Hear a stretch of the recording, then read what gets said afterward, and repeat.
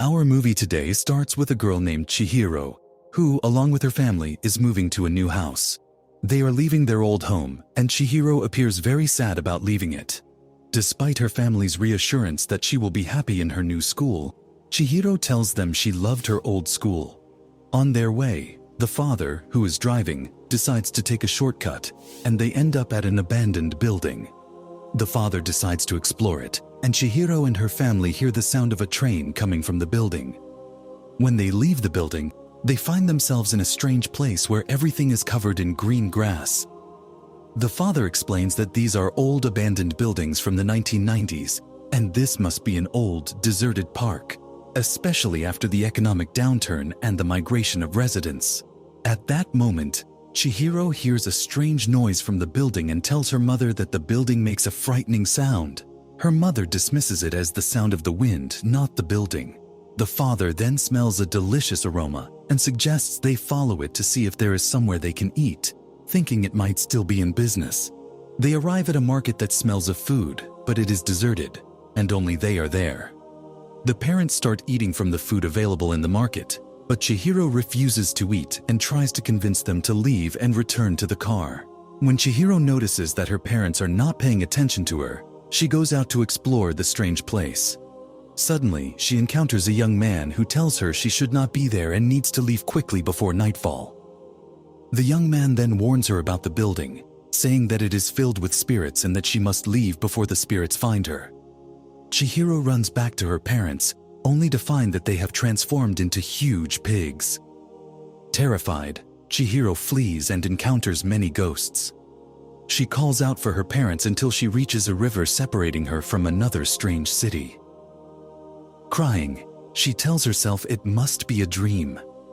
Looking at her hands, she realizes she has become transparent.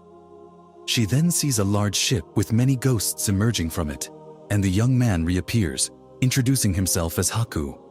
Haku tells her she must eat something from the place or she will disappear. Chihiro initially refuses, but is eventually forced to eat by Haku. After eating, Chihiro returns to her normal form. Suddenly, a giant bird appears and approaches them.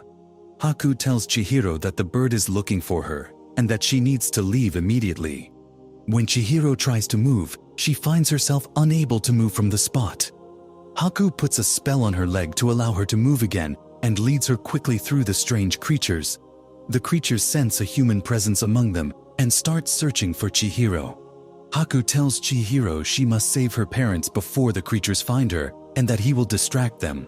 He instructs her to go through a hidden door and down some stairs. Chihiro is then approached by a cook who throws food to the spiders and abandons her work. When Chihiro tells the cook she is lost, the cook asks if she is the human the creatures are searching for. Chihiro admits she is lost, and the cook tells her that if she wants to work there, she must make a deal with Yubaba, the witch who runs the place.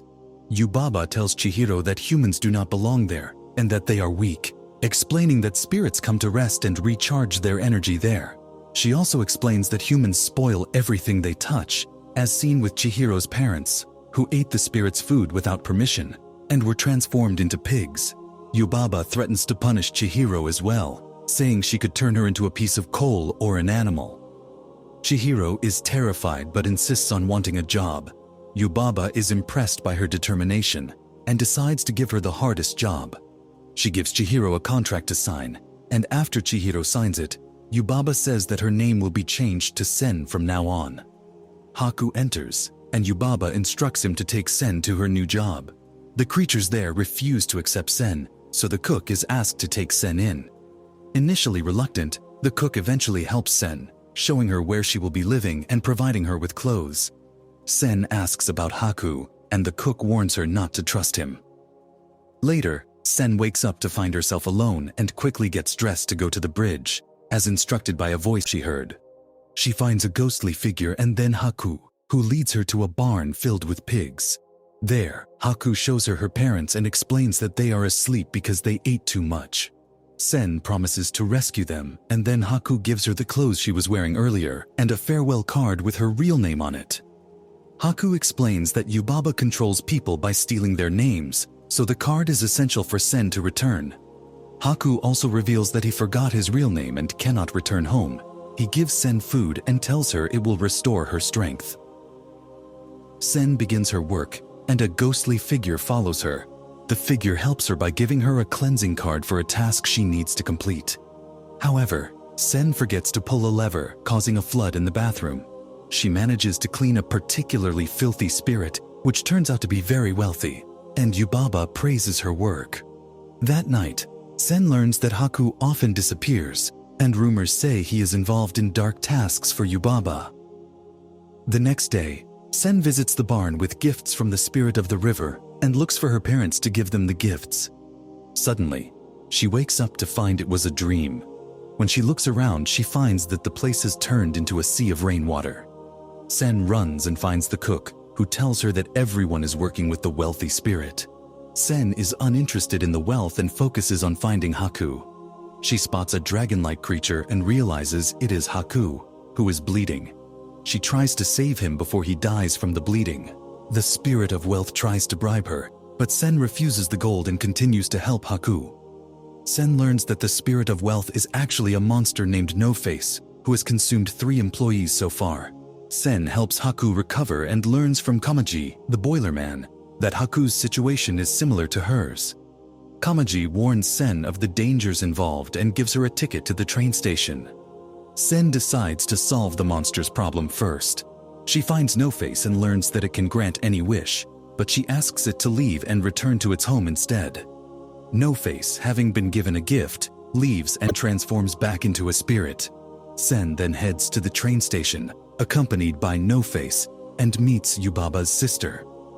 Sen returns Yubaba's stolen magical seal and learns that the spell controlling Haku was broken not by the gift from the river spirit, but by the power of love.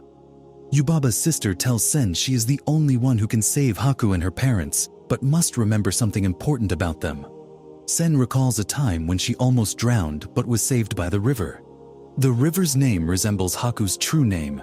Sen successfully identifies Haku's real name and breaks the spell, freeing her parents.